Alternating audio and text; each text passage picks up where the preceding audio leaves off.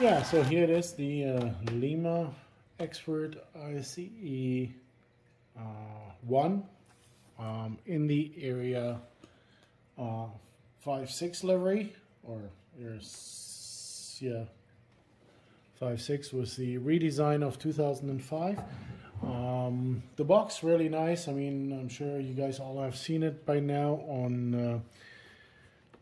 on the internet, on YouTube, in other videos. Just wanted to again, like, basically go by and take it out. Comes in a nice box here. You just slide it out to the side. Paperwork is in there too, with all the necessary information, how to disassemble. 3 screws on the bottom, takes the cover right off.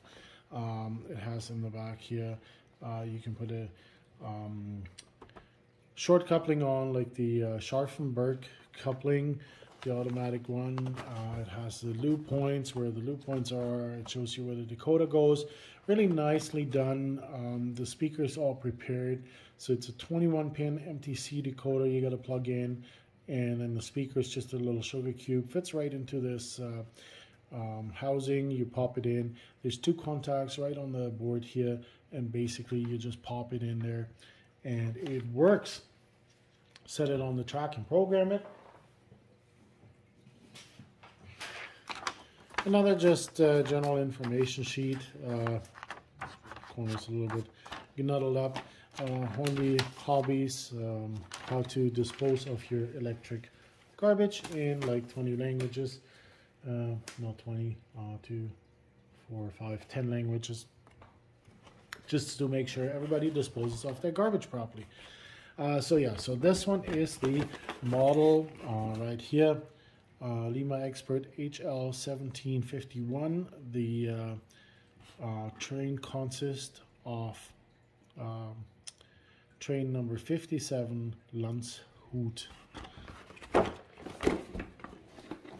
Since this is area 5.6, the locomotive, or the train does have a name, Landshut. If I take one of these coaches out, and actually it's much easier on the back here. There's holes, so you stick your finger in and kind of push it out. Then you don't have to try too hard to get it out. They come nicely wrapped in plastic covers, and a real nice, smooth, soft plastic. I've seen a few reviews now online on YouTube in German, and mixed opinions on the printing and the quality and stuff. I would have to say this model, for the price it is, it's surprising how well it's done. Being it the windows, being it the printing, like, it's really crisp, really nice. I don't have any dust enclosures whatsoever. The bogies, they swivel nicely. Of course, they just popped on here onto a center pin. The wheels spin really nice and easy. Yes, they are just point loaded or point bearings in the plastic housing, but you know what? I'm not the miniature Wonderland. These are not going to do 1,000,000 miles a year, so I'm sure it's going to be just fine. It has a short coupling mechanism here. We'll see how well that works. It looks to be pretty smooth on both sides, so I don't think it'll be a problem. It uses essentially the same system, or a very similar system. It's kind of hard. I think you can see it this way. So it uses the coupling bars, like basically you can stick in a bar that comes with it. They're in this little plastic bag, and they almost look identical to the old Fleischmann ones. So I haven't tried the Fleischmann one yet. It probably doesn't interchange. It would be just too easy if it would interchange with the Fleischmann one. But it looks very similar. So it's basically in there, so it can pivot up and down in the cross, and then also do the side-to-side movement. So it'd be probably a very good, very stable way of connecting them. The other one is, of course, on the bottom here. They have the NEM coupling pocket, where you basically stick the dovetail, or the end of the short couplings in there, or couplings, or go with hook and loop couplers, whatever. Obviously, whatever type of coupling you will put in here will determine how far these two coaches are apart, and also to the locomotive. And then this one here is the one of the end coaches, or one of the coaches that follows the engine, which has the name of the train on there. Like I said, the printing really nice and crisp. All the little detail on the bottom here is readable. Very nicely done. They fit really snugly into this box, so they're very well protected for shipping. This set came all the way from Menzel's Lokschuppen in Germany, so it traveled, you know, quite the distance through a mail system that's not necessarily gentle with packages, and so it survived just fine. They sit really nice and snug in here, very well packaged. The motor units in here, same thing, like this one is the driven one. Very nice printing, very nice detail for a model in this price range. I wouldn't even have expected the bogies to look as good as they do. Even has the little tubes on here for the sand, traction sand coming onto the wheels. Same in the front here. You can see here the little tube almost comes down to wheel level, so really nice. Both bogies are driven. One bogie here, or this wheel has a traction tire, and this wheel has a traction tire, so we have two traction tires. Not very heavy. I don't know about the 12 or 14 unit ICE. I mean, we'll find out in the future, but the option would be to either motorize the second end locomotive or just to buy a second set and swap the housing on the drive unit onto the other one, and then whatever, put one in the display cabinet, or go buy and sell it to somebody else maybe, or have it on the layout as a dummy train sitting around. I've done that with numerous Fleischmann ICE sets, but of course those were all bought secondhand. These ones I don't think are available yet in secondhand because they just hit the market. Plus, right now, not a big deal. The center coaches are not out for this set yet, so we'll have to see when Lima comes out with this set. And basically, I can buy some center coaches to try it. There's a couple guys like Gleiswüste on YouTube, a German guy. He ran this train with, or this locomotive with I think 10 center coaches of D-Zugwagen, which in the test phases of when these ICs were tested and the center coaches weren't available yet. I guess they did in Germany, really. They tested them like that. I can't recall. I was can't recall seeing that. So, but anyways, he has the sources and stuff. So, detail on the roof, rather simple. Pantograph. You know, maybe there's like one day, you know, a Sommerfeld one, or maybe like a Roco one or something that I can replace this with relatively easy. It does work. It goes up and down real nicely. Obviously, this clip here to hold it down is kind of really predominant when you put it up.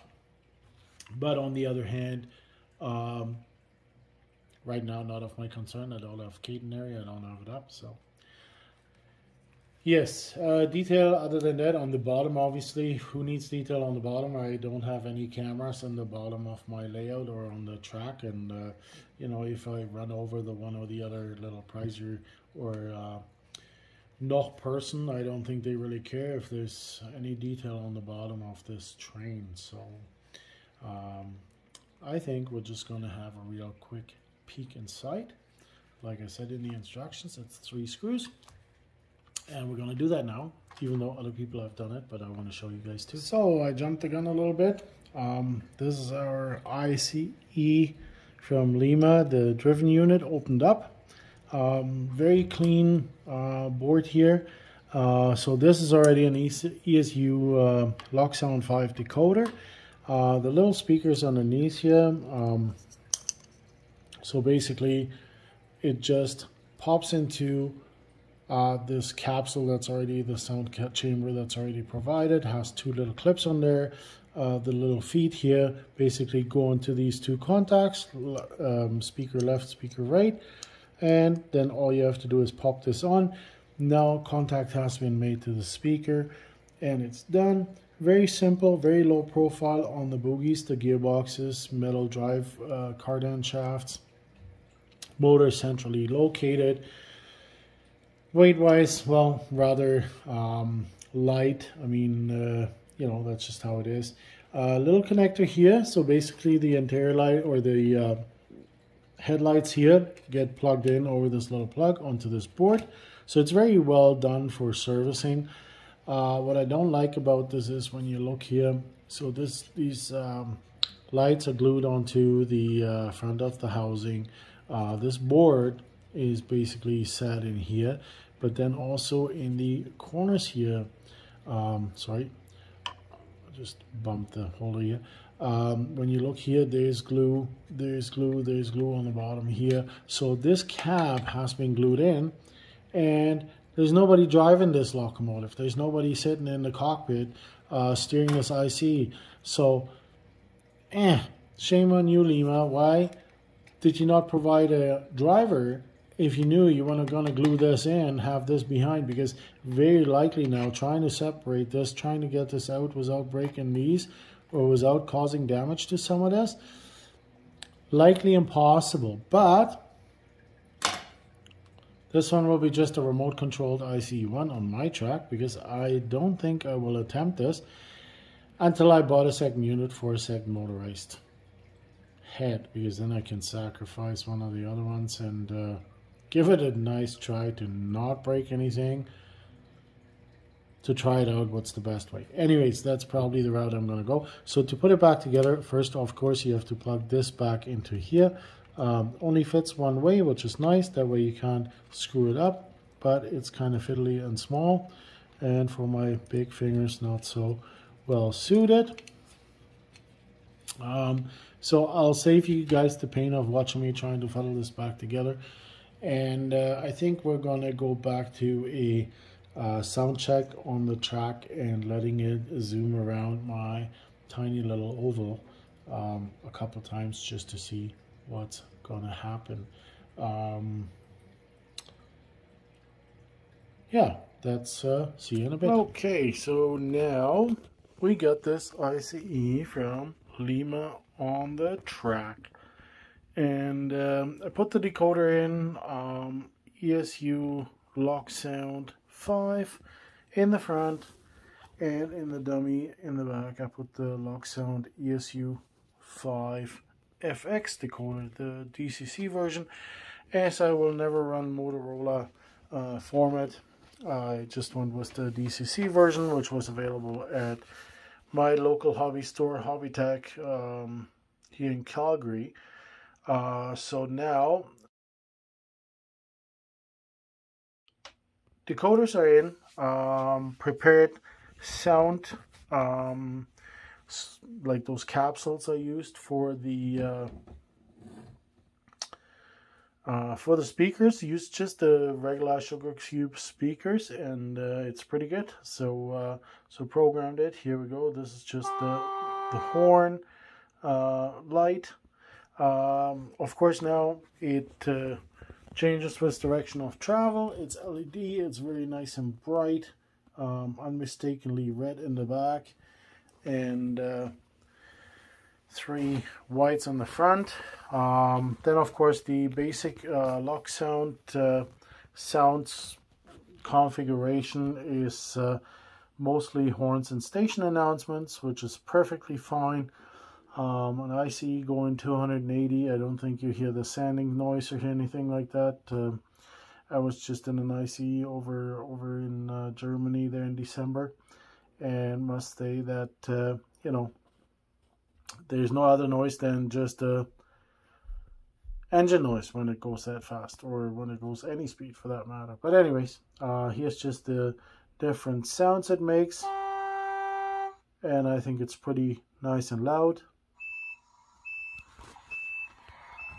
That's the door beep, and Both sides make the sound.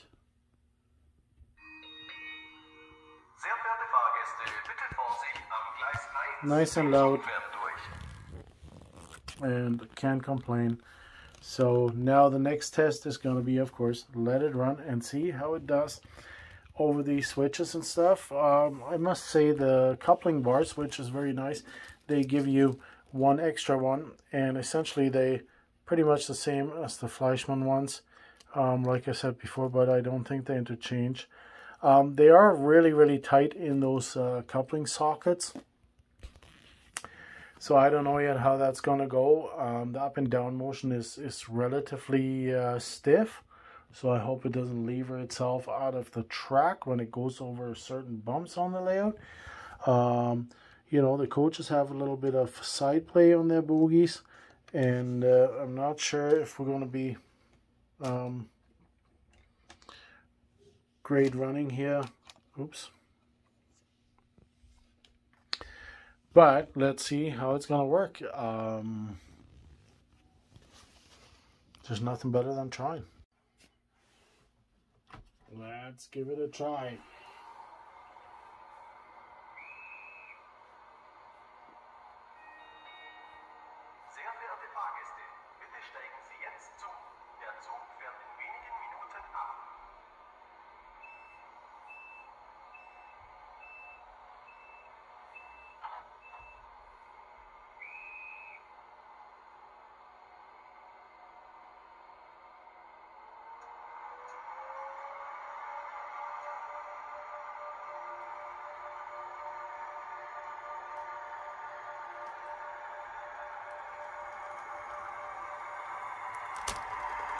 Oops.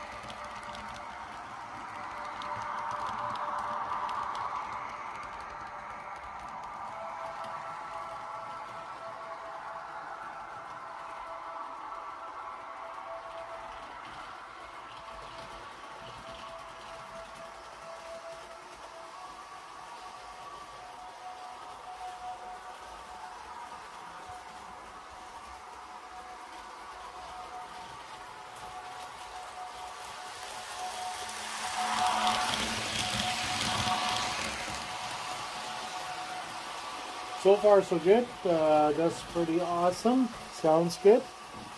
Let's have a look here. Nice and bright light. Makes lots of noise. Goes well around the corners.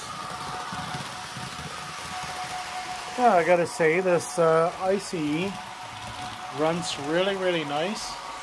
I'm obviously trying now the tighter switch sections here too, going through this kind of back and forth S-curve shaped track. It goes through the station, no problem over these switches. We're not hanging up anywhere, we're not derailing. I did lube the little couplers a little bit, just because they were so stiff in these in those pockets. So I put a little bit of a drip of oil on there. But this one here too, this radius here is this R2 from Fleischmann. I think that's like 430 millimeter radius on the inside. So it has no problems navigating that going into this switch here from the station track. So yeah, so I like it a lot, and it works very well. I think the wheel flanges are a little bit high on these wheels. They rather like the older profile wheels from Lima. So I'm not sure how well they will work on switches of like Code 83. If you were to go into Roco Code 83, or maybe Peco track or Tillich track. But definitely on this Fleischmann Code 100 track, or I think it's like Code 80 or 96 or 95 or something like that it would translate into. Runs really nice. Runs really, really nice. Really flawlessly. I'll have to let it run now in both directions for about a half an hour afterwards, because I haven't really broken the engine. But even pushing here, like no problem. Like no problems at all. Just the brake sound. Let's switch direction here and just pull it up a little bit, just so we can have a look at it one more time. So, in the station,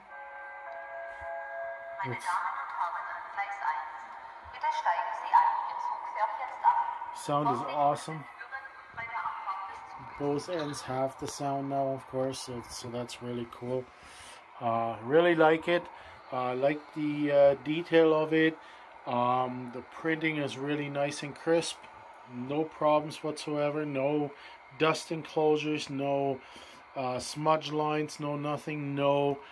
Yeah, no. Really, really nice. Like, I really, really think for the money the set cost, like, yeah, absolutely a must-have.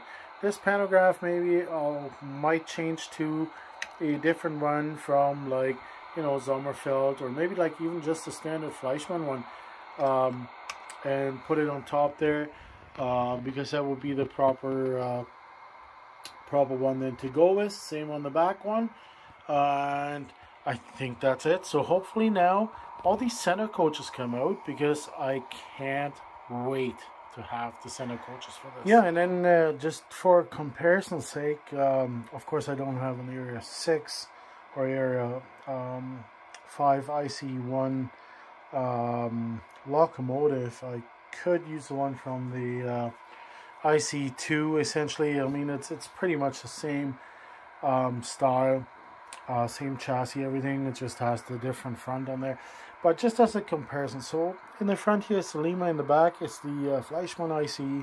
So the perception was from a lot of people that the Fleischmann ICE locomotive is shortened up to 1:93.5, but it's actually not. So when we look here, in the front they are at the same height, you know, track-wise here, both locomotives, and now in the back they are the same length. So the diaphragm on the Lima one is a little bit longer, also more exposed, because of course on the ICE1 they had more of a wind covering there on the early version, and they took that off later on in operation just to make it easier to get in between and decouple them. Then the coaches themselves, obviously now this is where, if these two are at the same height right here, I get the big offset here in the back of about 15 millimeters. So that's the length difference. This is 1:87 scale length. This one here is 1:93.5. So those ones are shortened up. The locomotives are actually not. So you know, in that respect, yeah, if those couplers you know, would work, or maybe I can even try to use the standard short coupling on the bottom. That's provided there too, the NAM pocket. And I could maybe try to run one of these, or the ICE with, you know, 12 center coaches to see if that locomotive makes it, because I think it's a little bit too light. It'll probably need a second motor unit to push at the same time in order to make that happen. Now overall, of course, with two coaches here, you can see already the length difference of the you know, good probably 40 millimeters that we have here, or 35 millimeters length difference, because of course the coaches add up. And so what that means is this one is 12 center coaches long, it's going to be quite a bit of difference in length. Like, I haven't calculated it yet how long it's going to be, but it's going to be interesting to see. It's probably going to be pretty much the same length as the IC4, which is in the back there. So it snakes around all the way there, goes all the way through the station and all the way underneath there, and it stops somewhere in the back corner there, yeah, by that behind the steam locomotive. The 85 is actually just sitting out there with some coaches, so I could put this ICE1 here from Fleischmann on the track. I could maybe, like, this pantograph is a little bit discombobulated. That's one of the older units I still have. It's not motorized, it's just right now sitting on the track. But I could steal some of these pantographs and maybe put them on here, substitute them, even though these ones are not that much better detail either.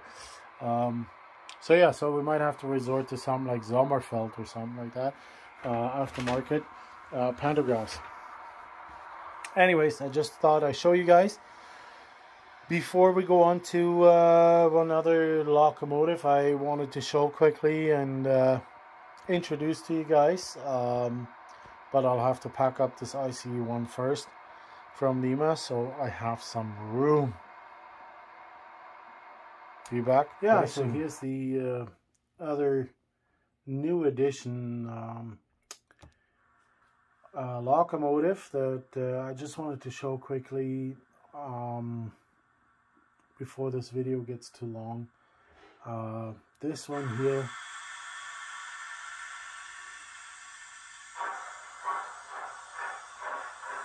being the new Class 12 steam locomotive, Deutsche Bundesbahn, R4, very nicely done. This is a Class 12, so a Class 0110.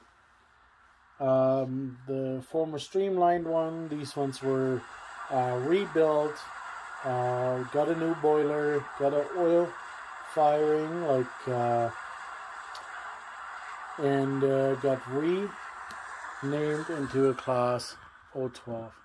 Beautiful detail on this locomotive, just stunning wheels. Like it, love it, really great. No, awesome detail. Not much different from like the models that used to be out. I think I have the 012 62, or this one is the 62. Not 100% sure. This one, no, this one is the 066. Actually, yeah, I can just look at the front there. But of course, they got now this Zemo decoder in there, super sound. Watch the lights. So they don't just get turned off, they turn on and off, super slow, delayed. The whistle is just like great, like the horn.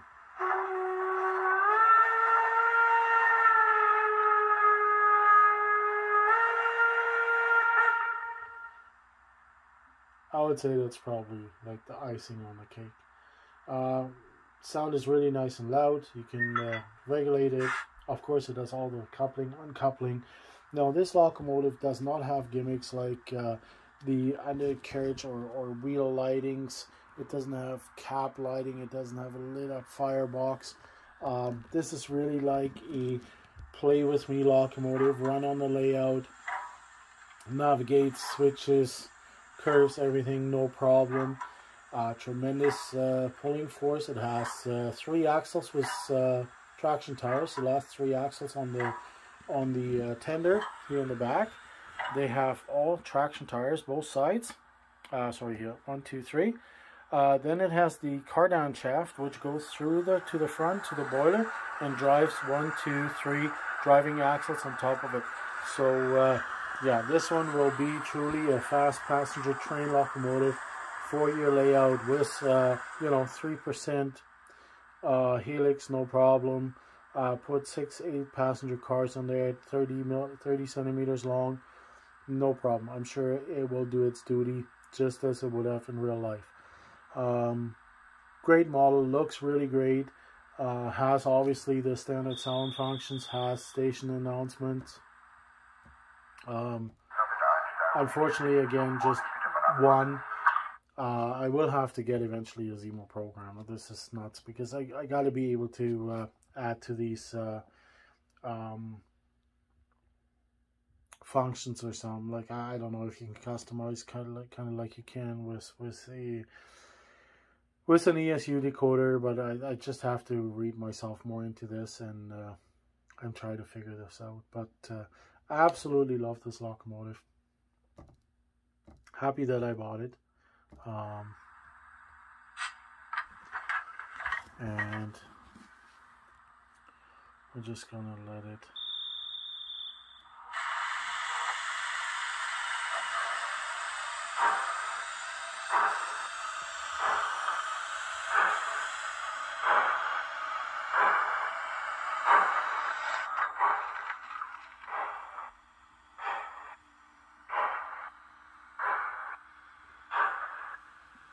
you can hear the drive a little bit, but also I haven't really broke it in.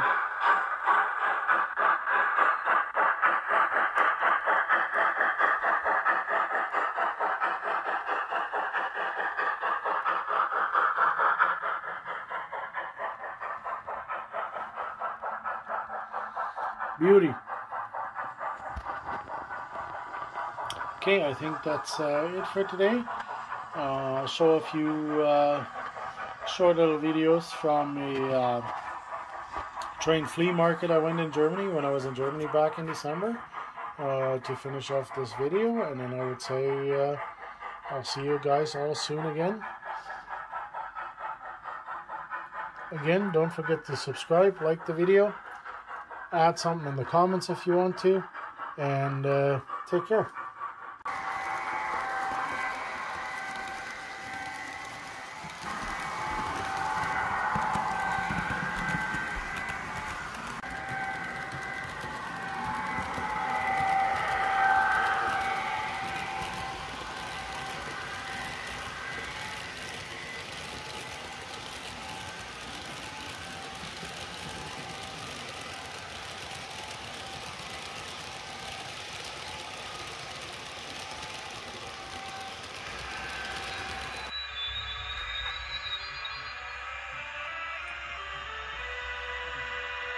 Geht jetzt da durch? Ja. Ja. Geht jetzt gerade durch. Gut. Wunderbar.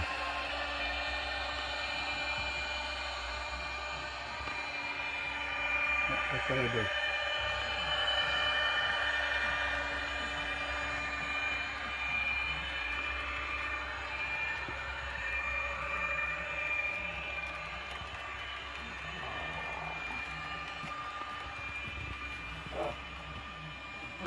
Die Quote ist doch gut, ne? Ja, 100%. Das ist total super.